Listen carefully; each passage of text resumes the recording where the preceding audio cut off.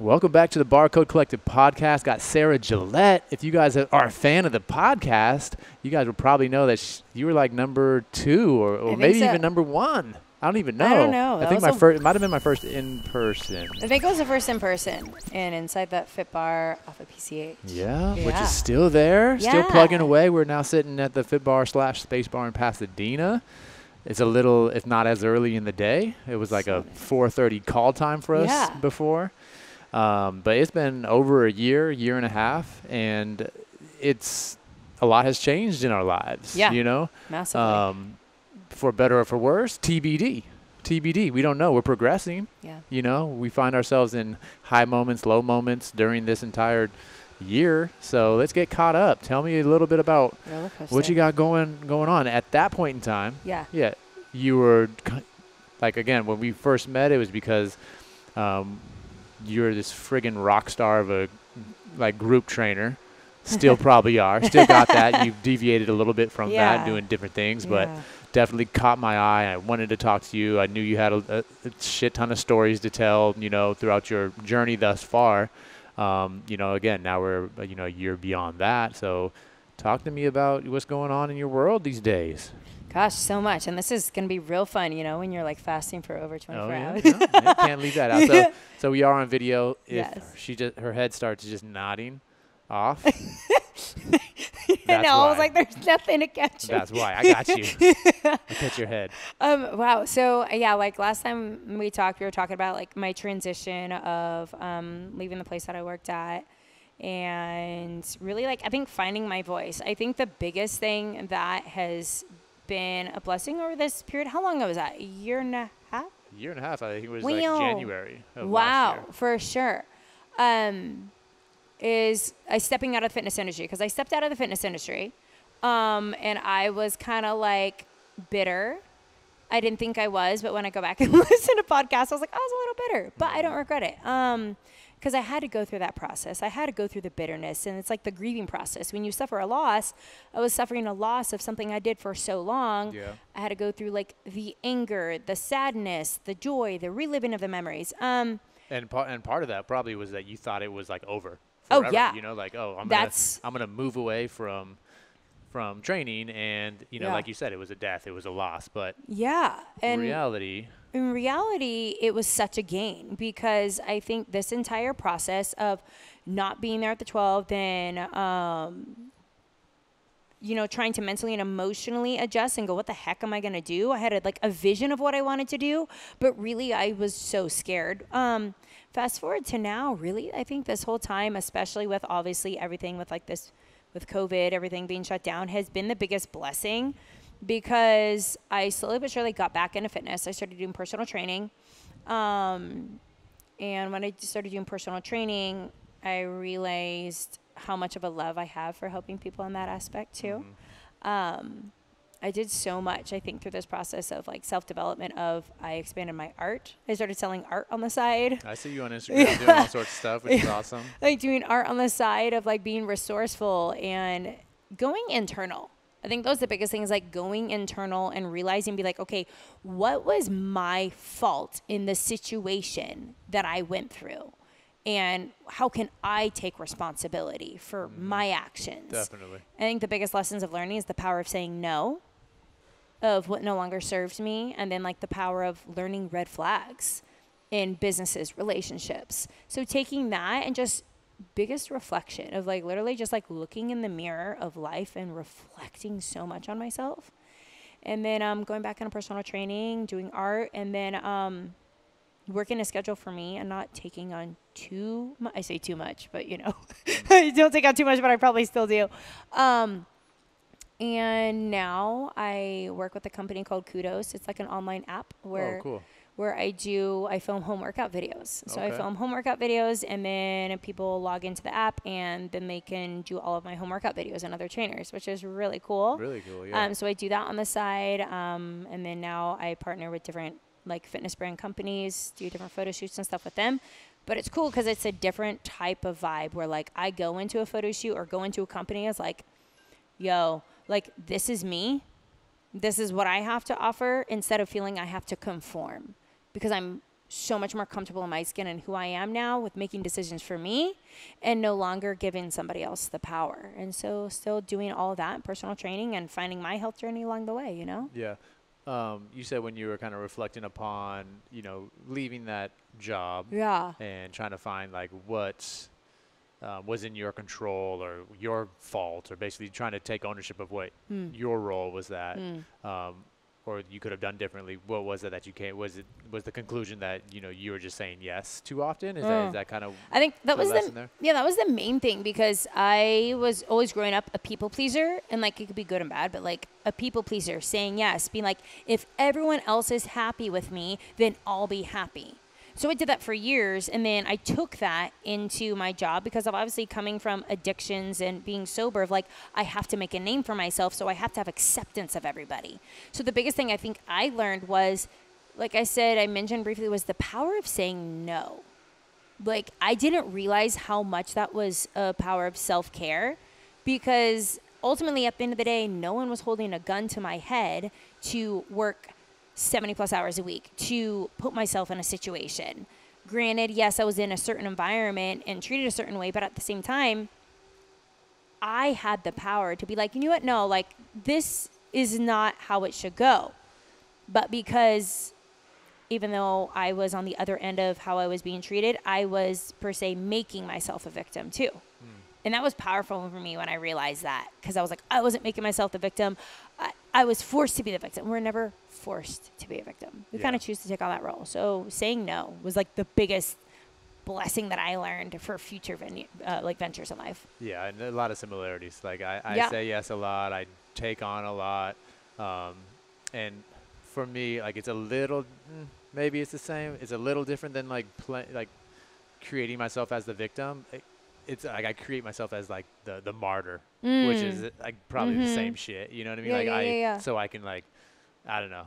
It's the same. It's probably the exact same shit. But since then, and you kind of learned that about yourself. Yeah. Have you found yourself saying no a lot more? And Oh, yeah. what happens when you do? You know?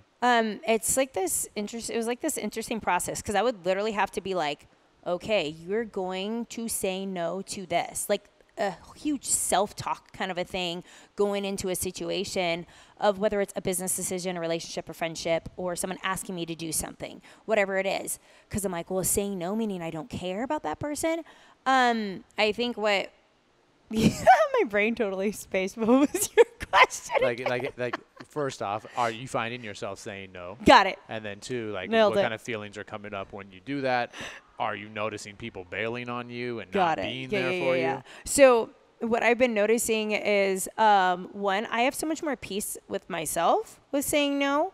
And I did notice, like, the more I would say no, is like people would not want to be around me as much. But at that same time, I was looking at the type of people that wouldn't want to be around me. And I was totally cool with that, because I said no to different business ventures of personal training ventures that I knew didn't match with my core values. So one, not lowering my standards and being okay with that, and not being ashamed of my standards and not being ashamed of my values that I have.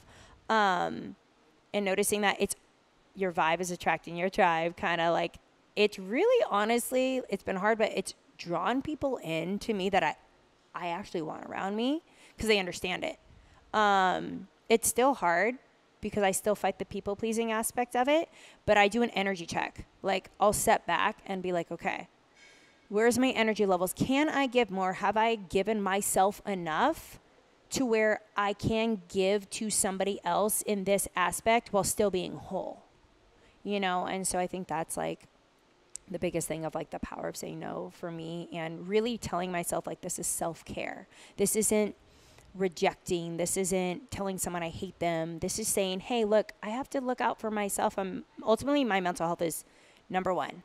Because if I have mental health, then I can do all this other stuff, you know? Yeah. What's your relationship with people telling you no? That's, it's it's different because that's harder to work on than me telling people no. And I had to be honest with that too, because I initially was like, oh, it's not a problem. But I was like, no, actually, I do have a tough time in some aspects. Because my inner personality is like, I want it my way. I think we all kind of have that tendency of like, but I want it my way. Yeah. I mean, I think that's why it's so hard. I mean, first off, like the stories we tell ourselves when either we're telling somebody no or we're being told no, you know, I think we need to lose those. I'm saying this from a place of like, I sure as fuck have not lost that. And that's why it's so hard for me to say no. Yeah. Because when I hear no and someone says no to me, they don't want to do something or whatever it is, it's not just a snapshot in time of that moment that maybe they got other things that they got to do. It's like, boom, personal. Yeah. It's like, oh, you what? Yeah. You know, and like, if that's how, and that's why, you know, it fucking sucks and it hurts, but it has nothing to do with it. There's not a personal no to me that they don't like me. They don't want to be with me, whatever it is, but that still is wired up in my shit. So I don't want to make anybody else feel like that. So that's why I don't say no. I say yes to everything. Right. I know. And I'm not one to say yes and then flake. Yeah. I say yes and I follow through, and that's even fucking harder. You know what I mean? Because that is a ton of energy to see that through. Yeah. But also, I don't. Yeah, I mean, it's hard, but. And I think like when we hear no, I don't know. This is for me. Like sometimes we think of it as rejection, like someone's rejecting me. That's kind of like, and it all goes back to like childhood issues or whatever. Where it's like, when someone tells me no, like, well, I'm being rejected, that means you don't want me. It means I'm not valuable. Then it goes back to, well, maybe I'm not worth it. But that's all projection that we do. So I think it's making sure addressing, like, when someone says no, they're addressing, like, a behavior of a situation and not me as a person, as a human. So when someone's telling me no, I would say 50% of the time I'm cool, 50% of the time I'm not. And the time I'm not is the power of self-talk with myself. I'm like, okay. Well, what does this mean? Okay, let's kind of dissect it, you know? Yeah. I mean, you know, and I respect and, you know, shout out to people that can really do that. I'm like low-key jealous, but Straight like, up. it's hard for me to have those relationships with people that have set those boundaries and can say no, you know, because I haven't gotten that far yet to accept that fully for what it is. And it's tough, but whatevs. I think it's a process. Yeah. It's such a process and it's such a journey. And it's like not overnight. Because I still will say yes to some things, and I'm like, I'm tired. Yeah. I mean, just bringing awareness to it, and I think once I do more comfortably start saying no, I will be, you know, out the other end of that, and being told no will go over a lot smoother because I'll know that when I'm saying no, this doesn't mean that I don't love you. This means that I'm protecting myself, and vice versa. Now I'll be able to relate a little bit more to where you're coming from when you're saying no to something. Yeah, I agree.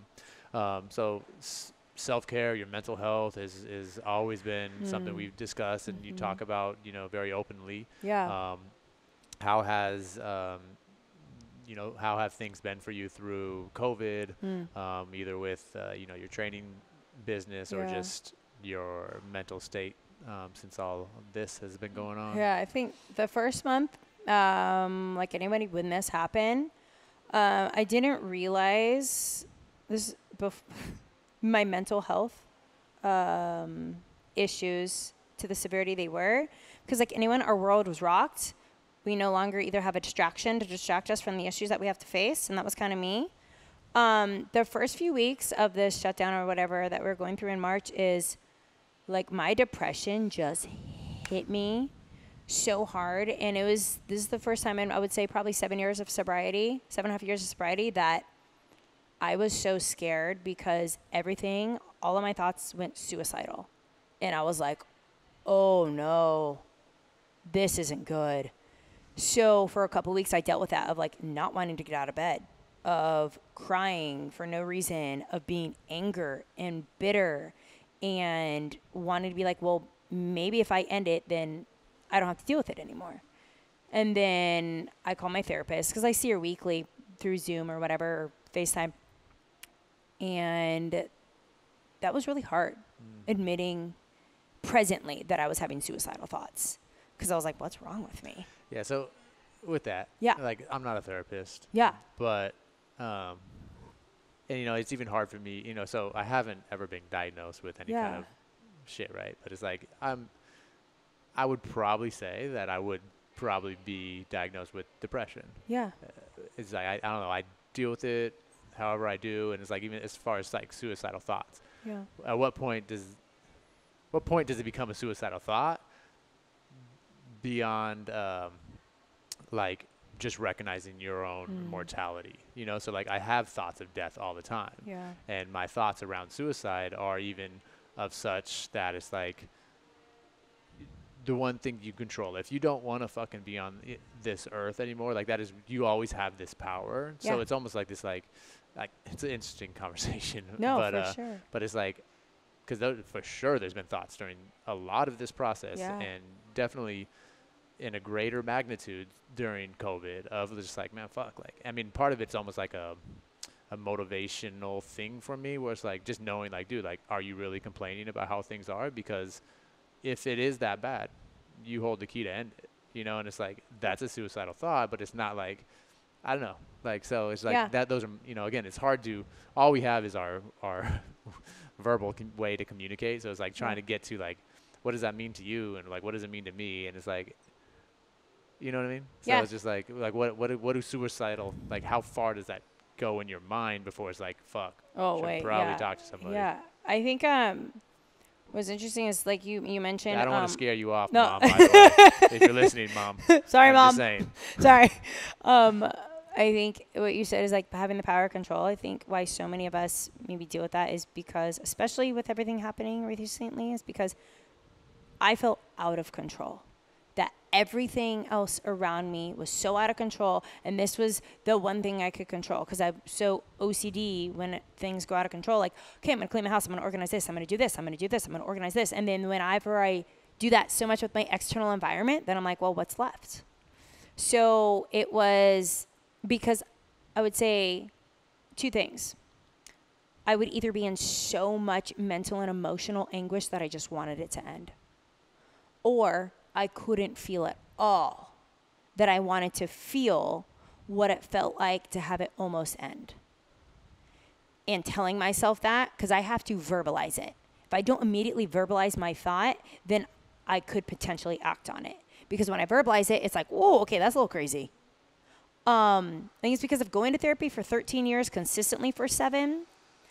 I think I'm so grateful to be able to step back now and have the tools. I would say 7 years ago, if this shutdown were to happen, I can't guarantee that I would be able to have that ability to step back, and have that outside picture look in and be like, no, you're not doing that. My initial was like, why I stopped was not because of me, but why I stopped was for the fact of, I have family and I can't do that to my family. It wasn't, well, I value my life, which is interesting. Typically we should have value our life. Like, I'm never going to do that to my life. But it was like, I can't do that to my family, leave them behind. Yeah. Yeah, I mean, and, like we were talking about, before we started recording, it was just like, we're always being asked how we're doing right now. And it's like, I don't tend to sugarcoat it. But again, like, I don't try to live in this, like, oh, woe is me, because we're all dealing with it. So many people have it so much worse. Yeah. So I do try to find really quickly things that I'm grateful for, right? But it just goes to show that, like you said, if this happened 7 years ago, where you'd be right now. And it's like, there's so many people right now, like the suicide rates are through the roof. I know.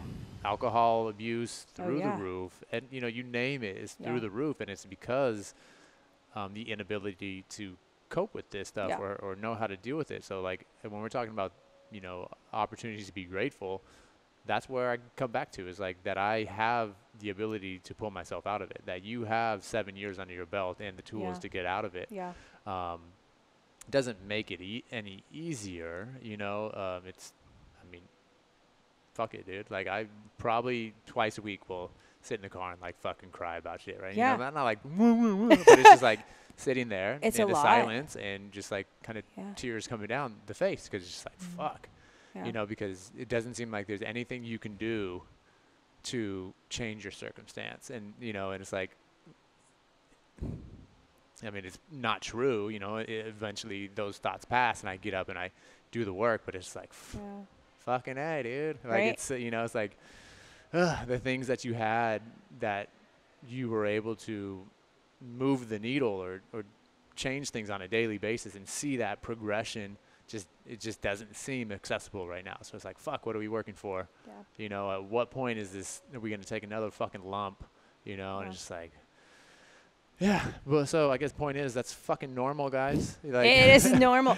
And I think that's the biggest point, like what you said, is like it's normal because there's a stigma. There's still, no matter how much people really try to release a stigma on mental health, release a stigma on just different issues, there still is.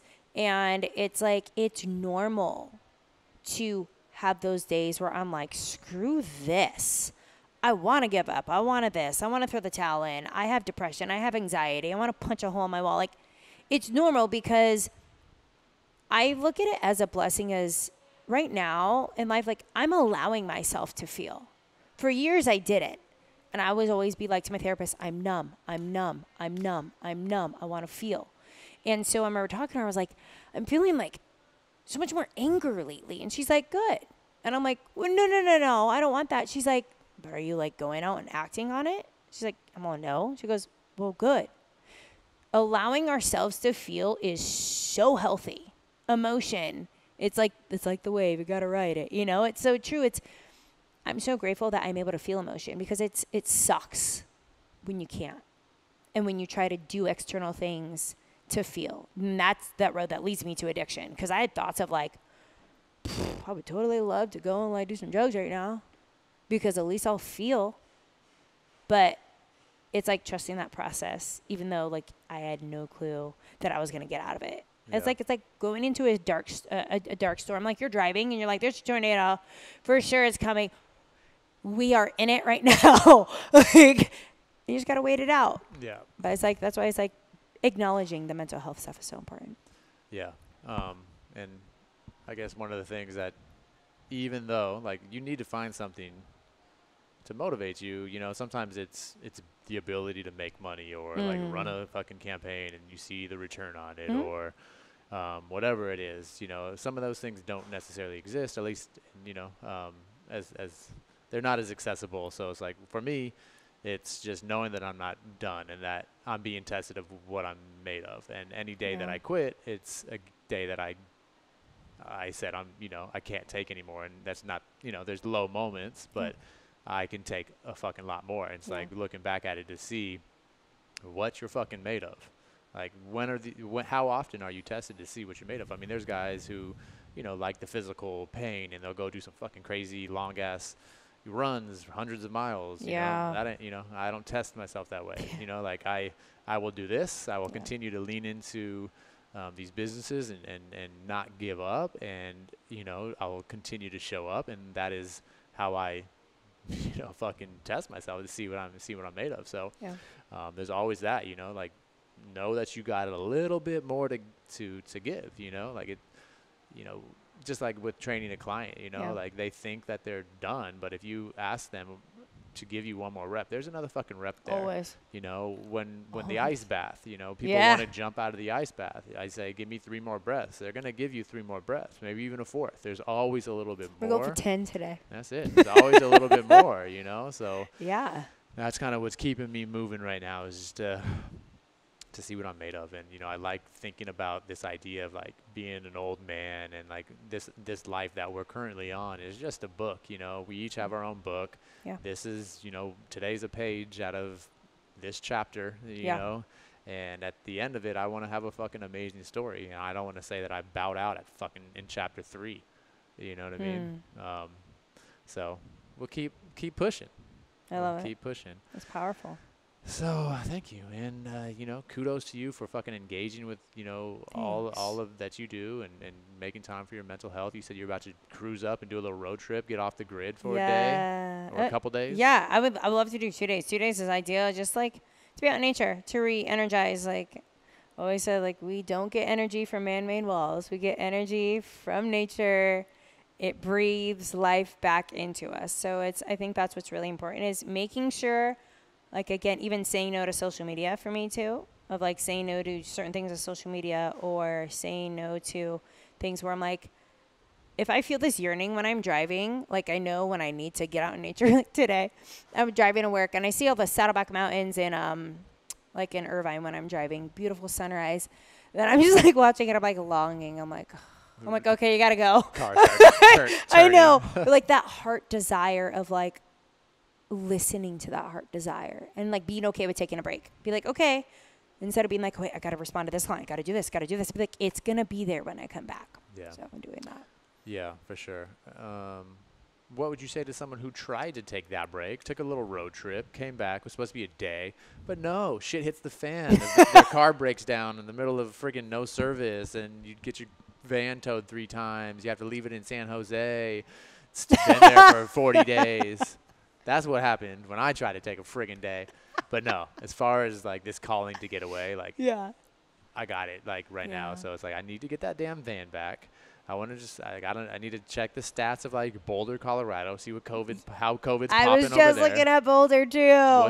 What's popping in is COVID land over in both? Is it okay? It seems like it's okay. I was looking at Montana, honestly, because there's like 27 cases. I'm thinking about going to Montana. 27, right? Yeah, so I want to do a little road trip, do a little research. You know, it'd be nice to do it in the van, but whatever. Yeah. So yeah, feeling a little closer to be able to doing that and extending maybe a week away because you know we got kind of crew back here and at Fit Bar and should be all good. Yeah. So yeah, I just hopefully can do that sooner than later. So do you want to talk about some of your friggin' food issues right now? Lord, I'm not allergic to air. Okay.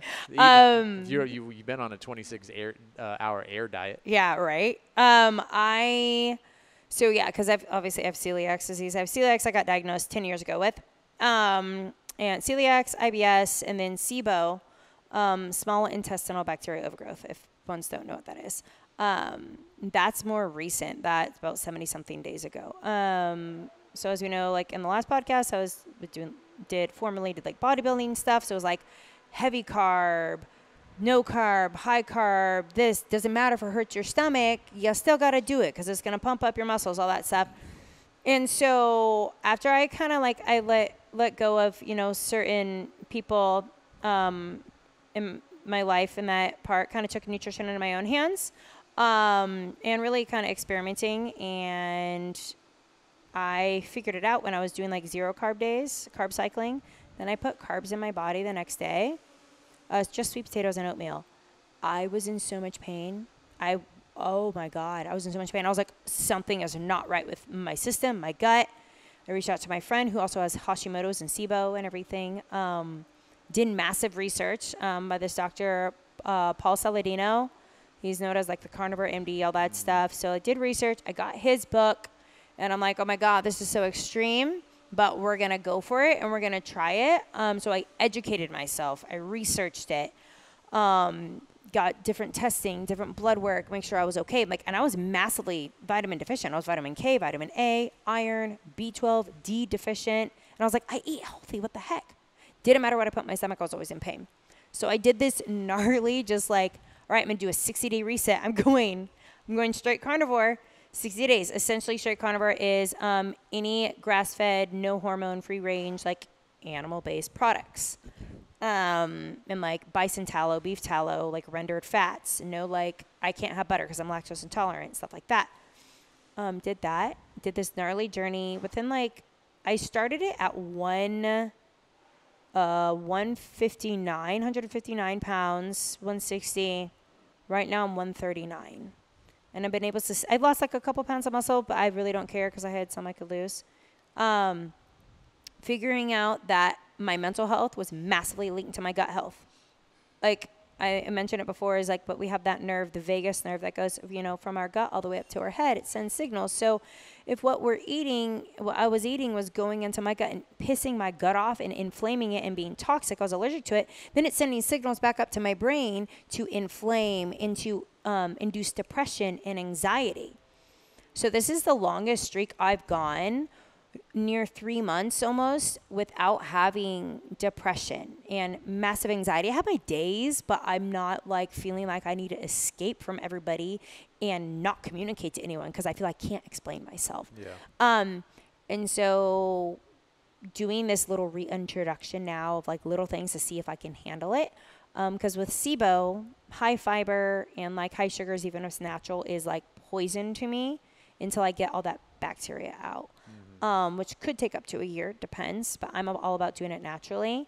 So little reintroductions. I had honey the other week, and that was like really bad. I like my muscles loved it. I was like, oh my God, this is great. But then you got a sick pump, bro. But yeah, I was like, my biceps are gone. But then an hour later, my insulin just went boom, crashed. I felt like I was in diabetic coma again. And then my depression synced up. I had to go to bed. Did you notice like gut issues with it, or was it? So that's crazy. Absolutely like no gut issues with the honey, but massive mental issues because it affected my insulin too much. Right. I just did too much. I did way too much. I did 2 tablespoons. For me, too much. I just needed to do a teaspoon, you know? And then, so now I'm like, I say carnivore-esque, where I do like MCT oils with like my coffee in the morning. But yeah, I found out massive allergies, like even more, like different spices I'm allergic to, different fruits, different vegetables I'm allergic to. But since eliminating all that, my mental health and like my function of my body, I'm no longer iron deficient, B deficient. I'm no longer vitamin K deficient. Like my blood couldn't clot before, it can clot now. So really making myself a science project and delving into research and figuring myself out. Yeah, I mean, sometimes that's just really needed, right? That's like, yeah. And I think like the fact that you're not just doing like say carnivore and be like, hey, look, carnivore is the fucking solution. No. You're looking to reintegrate foods Yep. to kind of really solve things. Yep. And I think that's a problem a lot of the times is where people think that it's just, this might solve it, but it's not the problem. Like there's Yeah. the gut, something going on. Yes. Like with the gut, you probably should be able to have a scoop of honey or blueberry, and you should be metabolically flexible enough to Yes. accommodate that. Yeah. And that's one thing that like when people go super low carb and keto, that your metabolism becomes very unflexible, and in a moment when you want to go have some ice cream or something, you are absolutely fucked. You're you know? done. So ultimately, like trying to find, a balanced diet for long-term sustainability is the goal. But throughout, again, your journey and your life, you need to solve your problems, Yeah. rebuild them back up. And, like you said, the gut-brain connection is very real, and it's probably hard for a lot of people to understand that, even though Yeah. that science very much supports it. But just think about like the times when you get butterflies over somebody, and it's like, oh shit, you get nauseous or whatever, like there's these things, that like your feelings affect your stomach, and feelings largely are, thoughts. So your thoughts ultimately can influence something that's going on in your stomach, that pregame shit that a lot of people had to take in high school before the big game. Right? Why is that? It's nerves affecting your stomach, Yeah. forcing you to shit all Right, yeah. around the locker room. Well, that's when people are like, I have anxiety, this, and then they're like, oh, then my stomach hurts. I'm like, okay, like that's the correlation. Anxiety starts here. Yeah.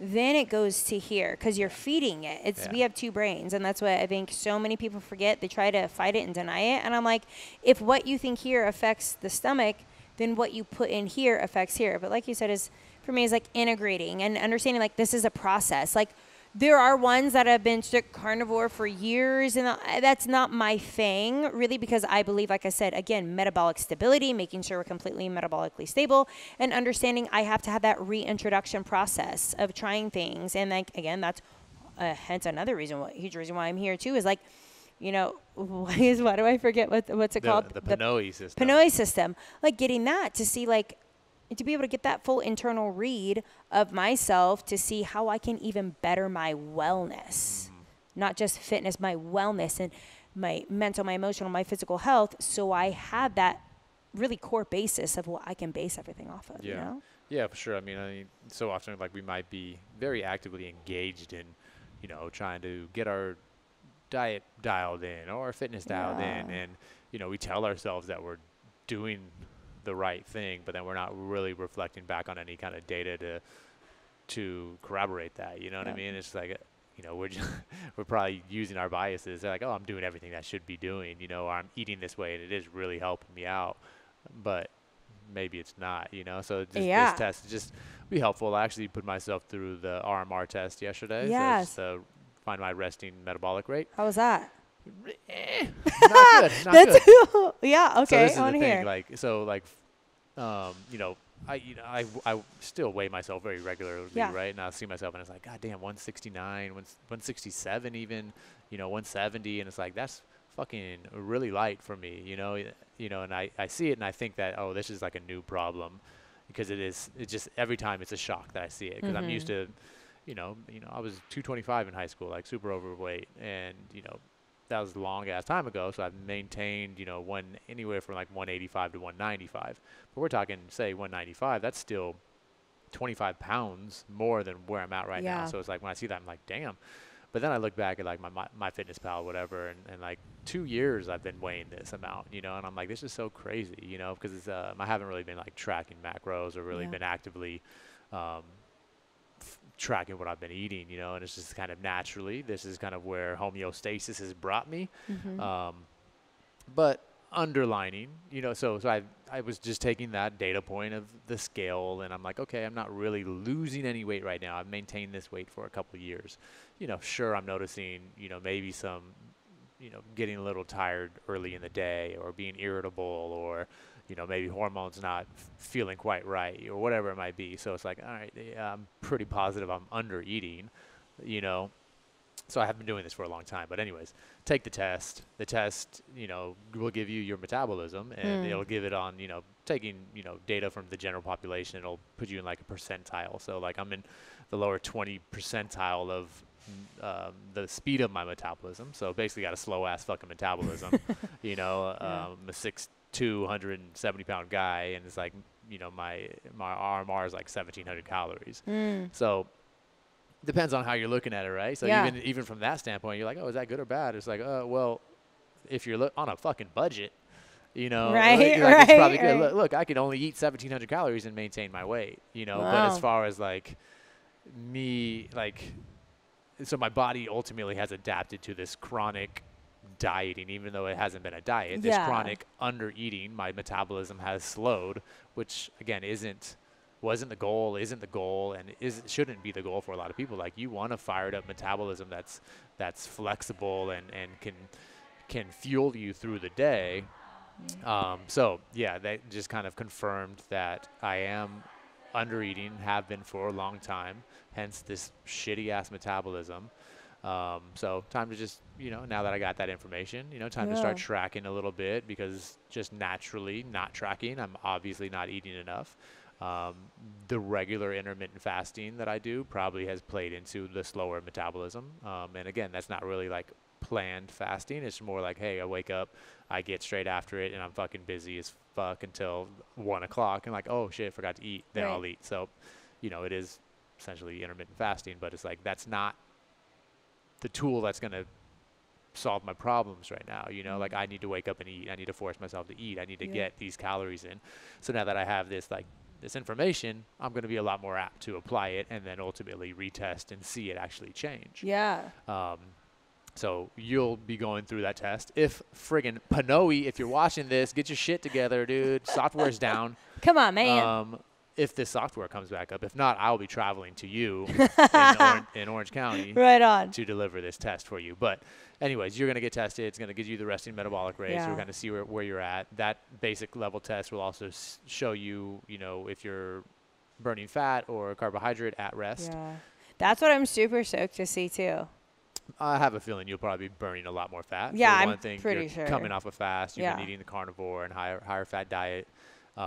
And that's another thing for me. Like, mine was pretty much balanced. It was like 51% and like 49% fats to carb, where at rest, that just shows like almost an inefficiency to metabolize fat. Like, at rest, we all should be burning a lot more fat than carbohydrate. We shouldn't be really tapping into carbohydrate until, we're either super stressed or we're working out. So it's like that number wasn't quite looking right either. So you'll find out some of that information, and then we'll also do a fitness test, which, again, you're wearing the mask and you're going through different training zones to see how your body changes and the fuel sources change. So all be very useful, cool information, but just more data for you to kind of tweak what you're doing currently. You know? I think that's what I'm stoked about with the most is, I mean, really refining it, because especially with like how I train my clients, I think how every trainer should train their clients is, personalized. And honestly, it's like how I look at this with all this testing, and I'm like, well, how really can we can have an idea,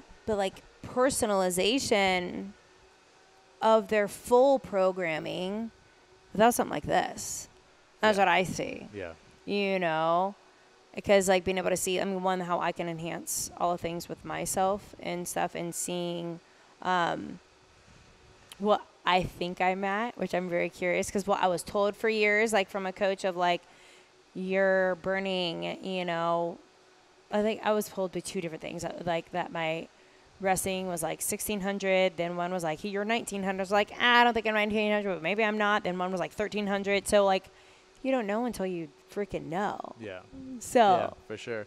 And, as far as like personalized programming goes, like this is going to give us some information, but once you kind of look at the back end data of it, like for athletes and for people that train, it's very useful. Like people that are doing, say, like CrossFit programming, and you're putting together like 45 minutes of like is super high intensity Brutal. stuff, and you're not eating anything prior to it, or you're not eating any carbohydrate prior to those types of workouts.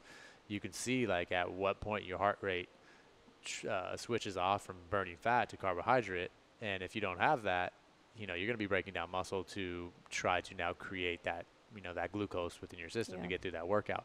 So very important. And, again, this is all based off of the breath. So you can, as you're moving through different training zones, you can see people's performance as they drop out of say you're in like training zone 5, you're pushing it, and then all the performance just completely drops out.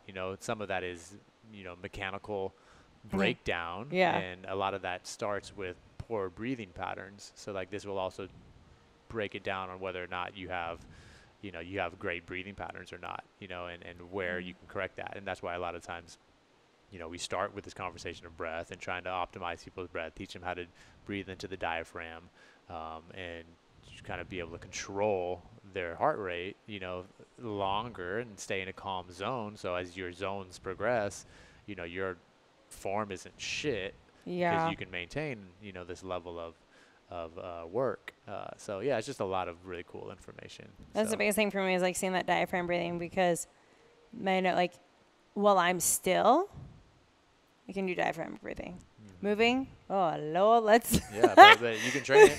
That's the thing. It's just like bringing awareness to it and training. Yeah, and it's like one thing that I like to see coaches and trainers do is just like start having conversations with their clients and like trying to get them to work out with just nasal breathing only, because that is going to increase your CO2 tolerance and ultimately allow you to get more comfortable with that elevated level of CO2, which usually is what prompts people to start breathing through their mouth, because it's a little discomfort. So it's like, let me exhale, let me start breathing quicker because I'm clearing out the CO2, so you don't really have that rise. But as far as like, it can hinder performance if you're not just like trying to move that forward too. So it's like during a normal workout, there's no harm in having a client breathe in and out of the nose only, like it's going to kind of gauge their level of intensity, and it'll keep their intensity in check kind of naturally. Sometimes you don't need to be working out as hard as you think you need to be. But yeah, just so something to think about. I know, I'm super stoked. So let's get ready. Let's do this test. You also, or let's try to do the test. If not, we're going to be doing ice baths. Down. And sauna. Have you ever done any cold immersion before? No. You've done cryotherapy though, Yeah, right? I've done cryotherapy, minimal ice bath stuff, like lame pansy stuff, but not like the legit what you have. So that's what I'm like. I look forward to the mental toughness aspect of it, because I think it's that we once push ourselves in different ways. I'll push myself physically, but I like that mental of like, if I can put myself there mentally, like I can breathe through it, then we're fine. Yeah, it's an experience for sure. It's an experience. You know, and like How long do people usually sit in this stuff? depends. Like we had this one this NFL cat come in a couple weeks ago, and he was like, we were getting him set up. He's like, you know, because he has the room basically to himself, and he's like, all right, I'm gonna go for 15 minutes. So that motherfucker sat in there for 15 minutes. It's 33-degree water, and I'm like, Woo!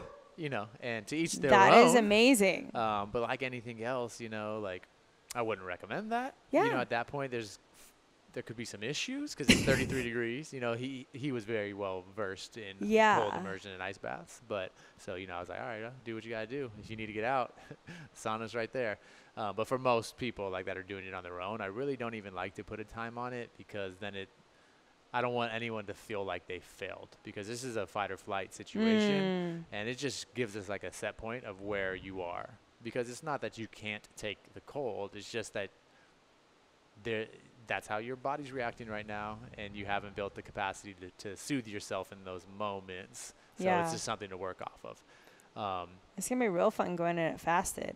That's what I'm stoked about. We'll see what happens. I mean, we got to just take notes, put it in the journal so we can reference it later. Data. Yeah, I'm stoked about it. But, you know, like 3 minutes, if once you get comfortable, like sitting in there for 3 minutes is definitely doable. But another thing to consider, like anything else, is like body type and the individual. If you're a very small, lean person, your core temperature is going to drop a lot faster than a bigger person. So being aware of that, and you know, taking the ego out of it. And hey, I got a good guide right here, so we're good. I got you.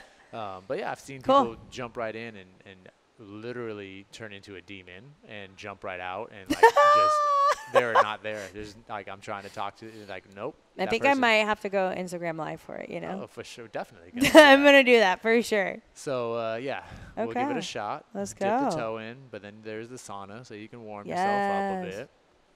And we'll see how it goes. One of the significant differences with cryotherapy, so a lot of people have done cryotherapy. Yeah. It's been around for several years now and really getting pushed.